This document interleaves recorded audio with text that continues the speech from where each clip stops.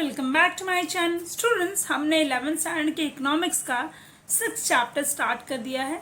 उसमें हमने क्या क्या चीज़ें देखी है। नंबर 1 हमने इंट्रोडक्शन देखा है, उसके बाद हमने मीनिंग देखी है, देन हमने concept of population of India देखा है, उसके बाद हमने ट्रेंड्स ऑफ पॉपुलेशन देखा है, देन हमने 2 थियरीज देखी है। पहले थियरी जो है वो डेमोग्राफिक थियरी है। नंबर 2 थियरी जो है वो नंबर 2 थ्योरी जो है वो मल्थ्यूशन थ्योरी है। ठीक है, उसके बाद हमने क्या देखा स्टूडेंट, उसके बाद हमने देखा causes of high birth rate देखा है। आज की वीडियो में हम लोग causes of low death rate देखेंगे। ठीक है, देखो हमने स्टेजेस में, डेमोग्राफिक स्टेजेस में देखा था कि एक टाइम ऐसा आया कि जहाँ पे बर्थ रेट भी इक्वल हो गया और लो डेथ रेट भी इक्वल हो गया। उसका रीज़न ऐसा है कि जो मेडिकल फैसिलिटी है हमारी वो इम्प्रूव हो चुकी है, एजुकेशन इम्प्रूव हो चुका है, लोगों में अवेयरनेस आ गया है, लोगों ने गवर्नमेंट के जो भी प्लान्स हैं उन पर वर्क करना स्टार्ट कर दिया है। ठीक है, तो बेसिकली तो हमने causes of high birth rate देखा। आज हम लोग देखने वाले हैं causes of low death rate. तो कौन कौन से ऐसे रीजंस है, let's discuss. Number 1 is for use. अच्छा, इसका शॉर्ट कोड क्या है? उफ दीदी। क्या है इसका शॉर्टकट? उफ दीदी। उफ is stands for use of nutritious food.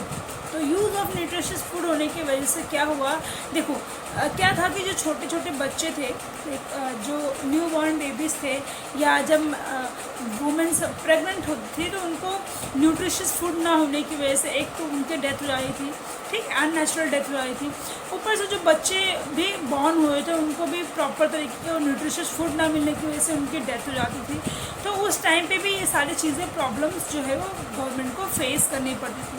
तो जो स्कूल्स थे उन्होंने, जो गवर्नमेंट स्कूल्स हैं उन्होंने क्या चीज़ें ऑर्गेनाइज़ की, उन्होंने mid day meal programme start किया। मिड डे मील प्रोग्राम से हुआ क्या कि बच्चों को जो है स्कूल में ही दिन का खाना मिलने लगा, यानी कि एटलीस्ट दिन में एक बार बच्चों को न्यूट्रिशियस फूड मिलता था। करेक्ट है। तो number 1 is use of nutritious food. Number 2 is of दीदी में use stands for use of nutritious food, F stands for fall in infant mortality rate. What is infant mortality rate? मैंने अभी आपको बताया कि जो एक डेटा था, डेटा के अकॉर्डिंग जो है 146 पर 1000 जो है मेल और 164 पर 1000 2011 में इस तरीके की चीज़ें देखने के लिए मिलती थी, यानी कि लेकिन ये प्रॉब्लम कब ख़त्म हुई? Due to medical facility improve in a nation, in India.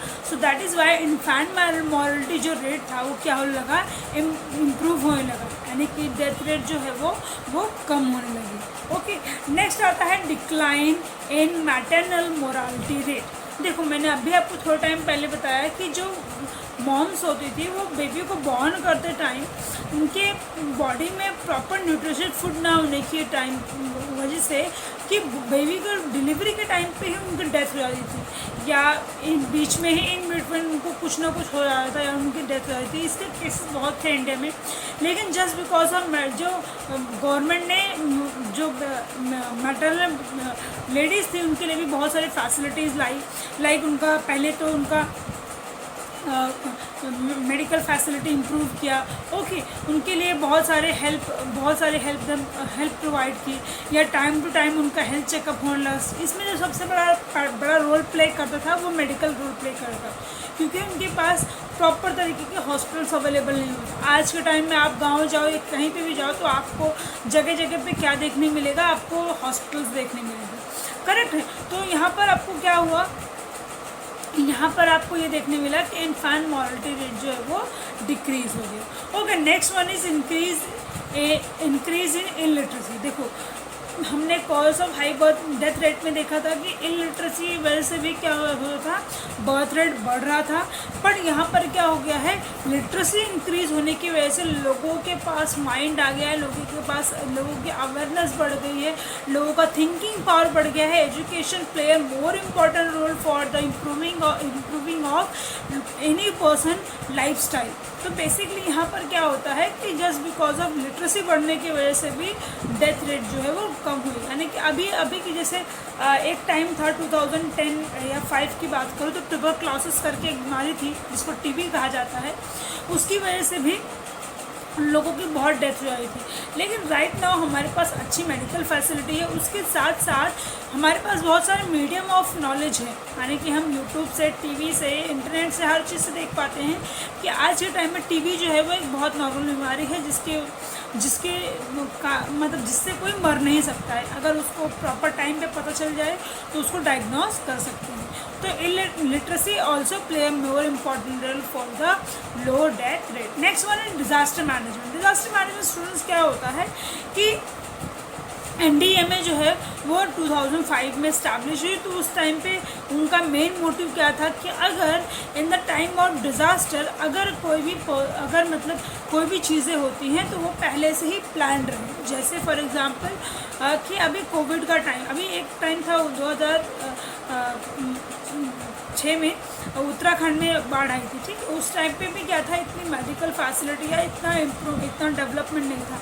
But right now मैं अगर इंडिया की बात करूं तो अभी रिसेंटली कोविड गया है, एक एपिडेमिक्स गया है, तो उसमें गवर्नमेंट ने क्या किया, सबसे पहले तो मीडियम का यूज़ करके लोगों तक अवेयरनेस पहुंचाई कि आप किस तरीके से प्रिकॉशन ले सकते हैं, किस तरीके से जो एपिडेमिक्स है उससे आप बच सकते हो, नंबर 1।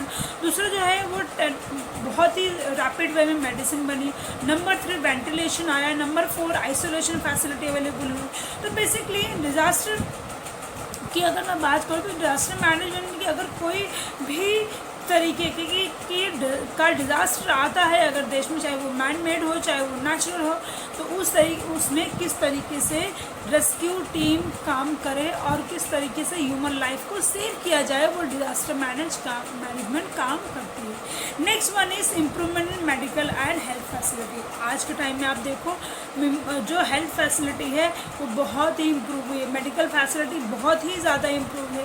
आज के टाइम में कोई भी बीमारी हो, किसी भी तरीके का प्रॉब्लम हो, तो आप अपने पर्सन को बचा सकते हैं, उनको बचाया जा सकता है इफ़ वो टाइम पे उनका डायग्नोज जो है वो स्टार्ट हो जाता है। कैंसर जैसी बड़ी बीमारी का भी इलाज पॉसिबल है अगर वो अर्लियर स्टेज में ही फाइंड आउट हो जाता है, ठीक है।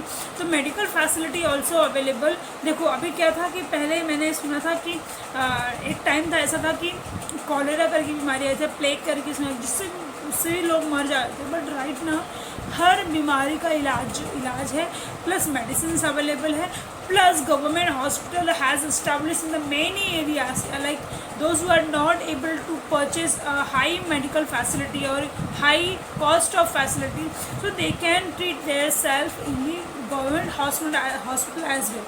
So basically improvement in medical health is also plays a more important. And other factors आते हैं। अदर फैक्टर्स कौन कौन से स्टूडेंट्स हैं? सबसे पहला है एजुकेशन, सोशल रिफॉर्म्स। जैसे मैंने अभी बहुत सारा एग्जांपल दिया आपको कि social reforms is also play a more important role. Then rapid urbanisation. अभी आप देखो, आप गांव में जाओ, आपको गांव के जैसा नहीं दिखेगा। क्यों? क्योंकि वहाँ पे बहुत ही ज़्यादा इम्प्रूवमेंट आ रही है। The improvement in standard of living as well. And the last one is public camp.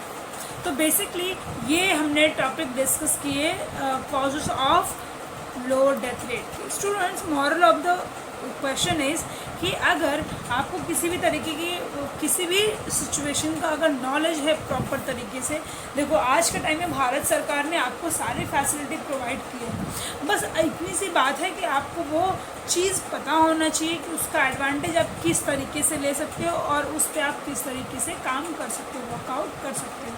तो स्टूडेंट्स, लेक्चर नंबर 4 हमारा चैप्टर नंबर 6 का 11th इकोनॉमिक्स का आज हमने फिनिश किया।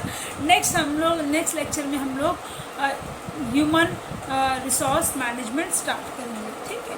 तो आज के लिए हम लोग लेक्चर वाइंड अप करते हैं। आज हर बार मैं ये क्या करती थी, आपको पीपीटी से पढ़ाती थी, आज मैंने कुछ नया ट्राई किया है। Let's see how it works और आप कितना ज़्यादा मेरे वीडियोस को अच्छा रिस्पांस मिलता है। Thank you so much everyone, and yes please do not forget to like and subscribe my channel. Thank you.